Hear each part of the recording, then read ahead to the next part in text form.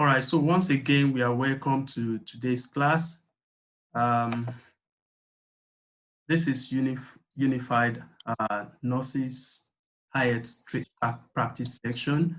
So today we'll be considering MCQs by most people have identified that MCQs, yes, no, not given, or true, false, not given, list of headings, and probably finding paragraph information gives them a lot of issue. So today we'll be considering all of them, as it were. But because Zoom only gives us 40 minutes, so I'm just trying to let us know that immediately after I finish a question type, I'm going to end the meeting. Then we just need to click the link again and we'll start, okay? So let's start with the MCQ.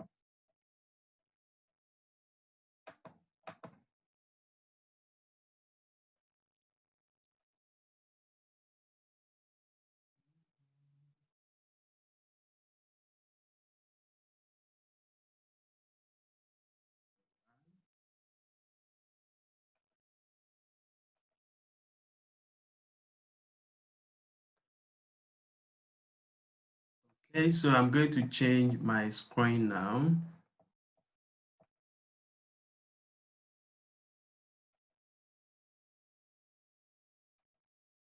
I hope everybody can see my screen, and that should show two passages, which, two PDFs.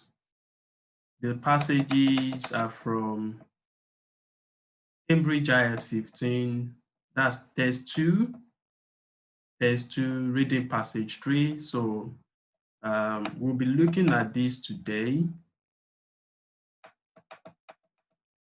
Okay.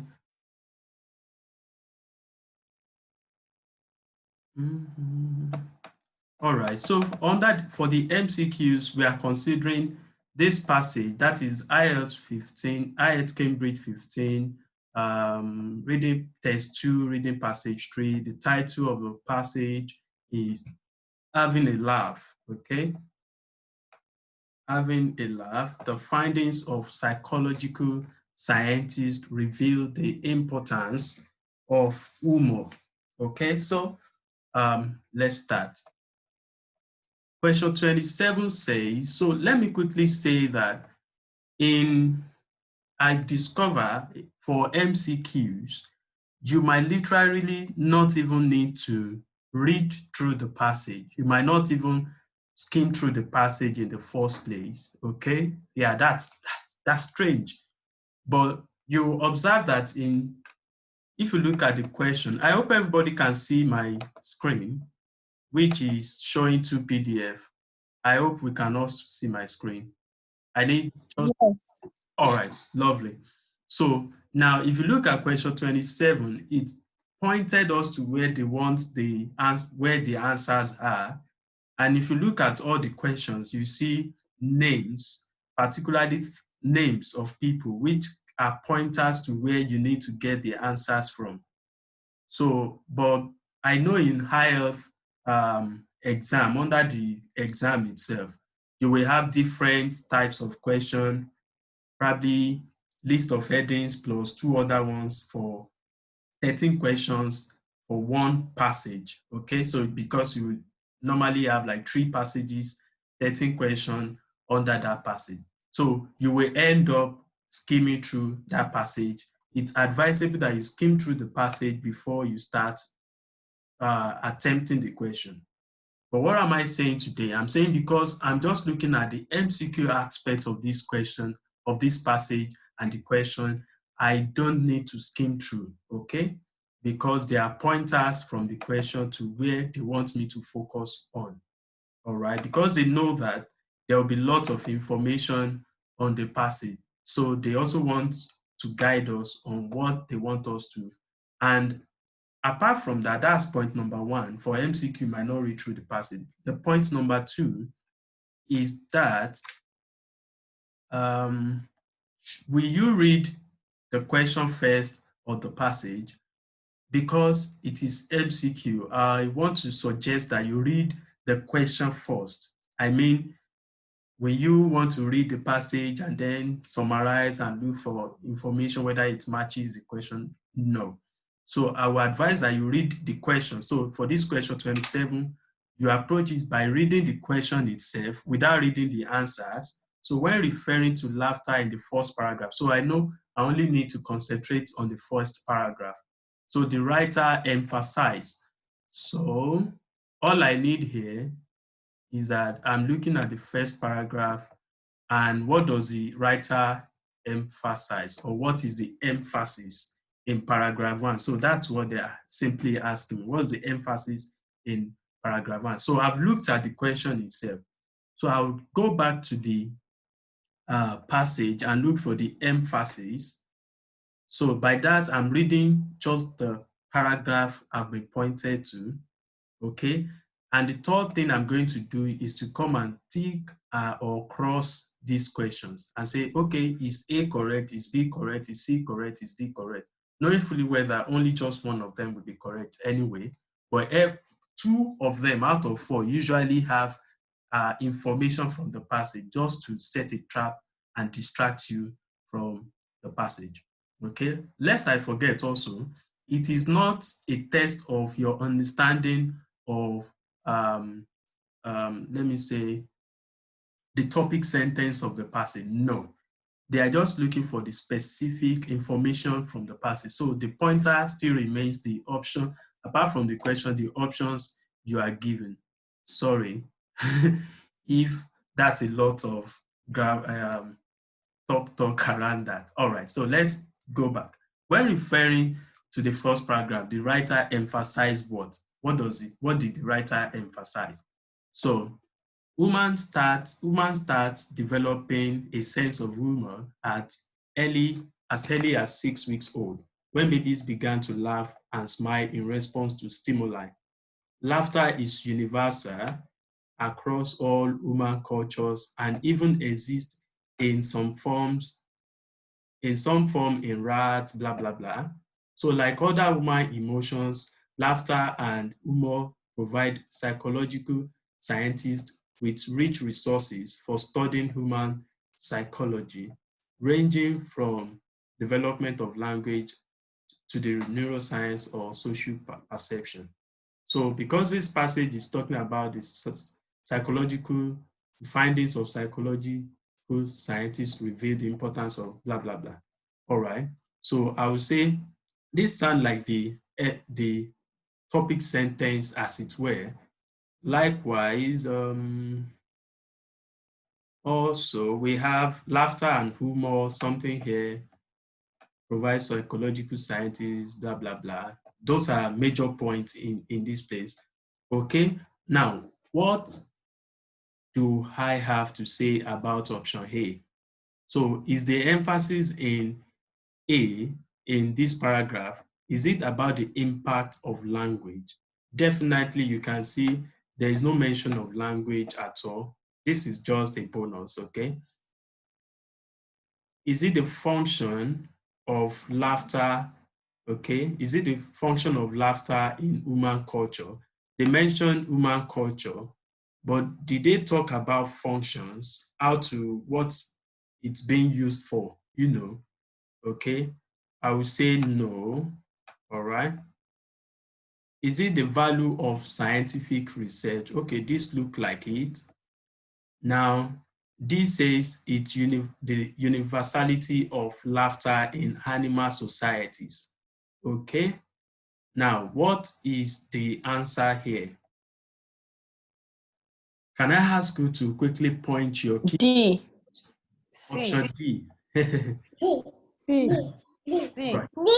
C. Right. Yes, Immediately you respond, just mute yourself back, please. Okay. Because I'm D. thinking option C. D. Okay. So Yes. when you want to respond, just tell me C for cat, D for dog, blah, blah, blah. Okay? D for dog. C for cat. C for cat. D for dog. C for All right, cat. thank you. C for cat. Okay, so I'm going to mute everybody again. So at least I have your response. I have your responses. So, excuse me, please. Now, let's look at option D. Its universality in animal societies, okay?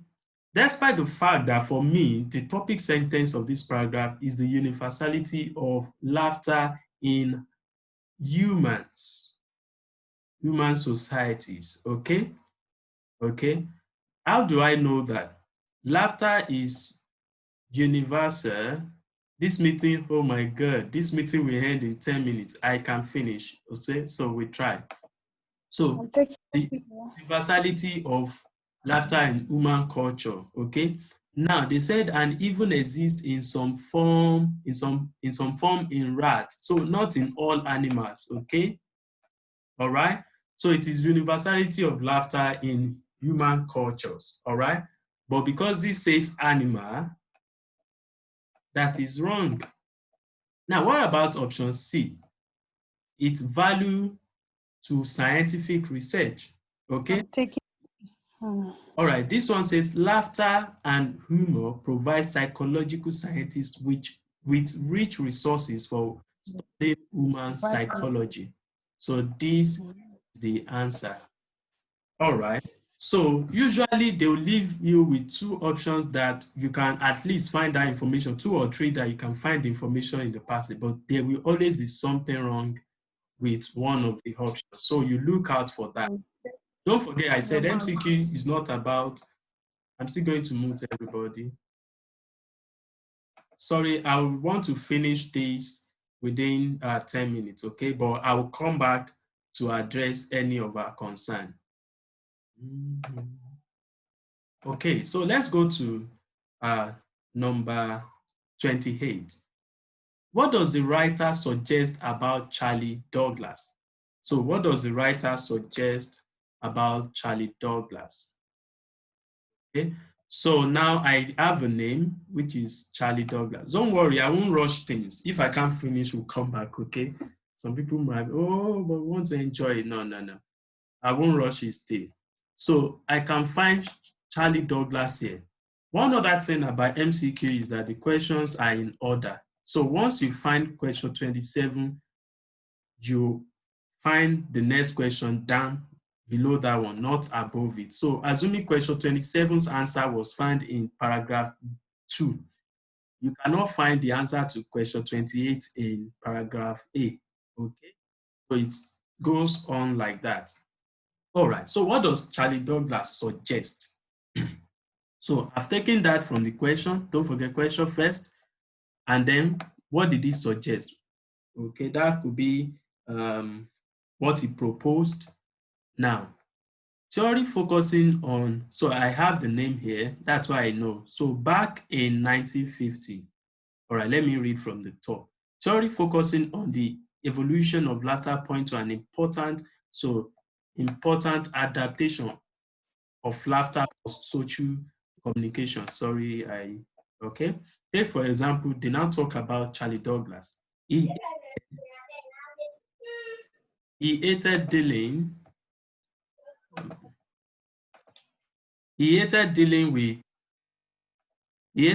with the unpredictable laughter of live audiences. So he hates live audiences and all the laughter interaction like that. So started recording his own laugh tracks. These were intended to help people at home feel like they were in a social. So this is the aim, okay? Okay, so and every other thing you can read them. So he recorded laughter from different people and all that. So now let's go back to the question. What does the writer suggest about Charlie Douglas? Now, Charlie Douglas understood the importance of enjoying humor in a group setting. Okay, is that true? Anyway, there's something here that says theory focusing, it says an important adaptation, laughter as an important adaptation for social communication. Okay, all right. Now let's move on. He believed that TV viewers at home needed to be told when to laugh. Okay. There was nothing like that. Although they mentioned TV comedy, but he didn't tell anybody when to laugh. Okay. Now, he wanted his shows to appeal to audiences across the social spectrum. Okay, so he wants people, men, women, everybody to like his show. But they didn't mention. Did they mention that Douglas even recorded the types of laughter, mixture, and all that? So they didn't talk about social spectrum that he wanted this to appeal to them. Okay. And then D, he preferred shows where audiences were present in the recording studio. So they said he hated, okay, hated dealing with unpredictable laughter of life. So he hates. So you can see that immediately you can cross out two, and that leaves you with two more, okay. And now let's come here. He says he understood the importance of enjoying humor in a group setting, which is the answer, but I'll show you why. So theories focusing on evolution of laughter point to it as an important adaptation for social communication, okay? Now, this is what Douglas was trying to achieve. These were intended to help people, what all the things that he did, despite he didn't like what the blah, blah, blah, live conferences. These were intended to help people at home feel like they were in a social situation, such as a crowded people, like they were in a group, like you are present with many other group of people. So he developed some laugh tracks where you can, after saying something, probably after cracking a joke, they can play that track and people laugh, blah, blah, blah. And while you are laughing, you feel like you are also in a group of, among the group of people. This is the answer. He understood the importance of enjoying humor in a group setting. And not this one. They didn't mention this. Okay. Apparently we can't finish within 10 minutes as promised, but let's see. I hope that is clear. Yes, sir. All right. Yes, sir. Yes, sir. It's clear, sir. Good. It's clear. Thank you. So let's mute ourselves again. Let's go to 29. What makes Santa Claus or Santa Cruz study particularly? So there's a study by Santa Cruz. What makes it significant? What makes it significant? Let me clear. Oh, sorry. Let me move the mouse. When they talk about Santa Cruz. All right. This is the man, Santa Cruz.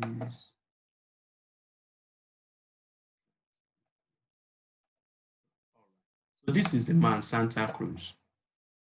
Now, a team made up of more than 30 psychological scientists, anthropologists, and biologists then played this recording. So in 2016, samples of laughter from peers of English-speaking students were recorded at the University of California, okay, Santa Cruz. So the team was made up of so many people, 30 psychological scientists, anthropologists, biologists, blah, blah, blah. So they played these recordings to listeners from so many cultures, society.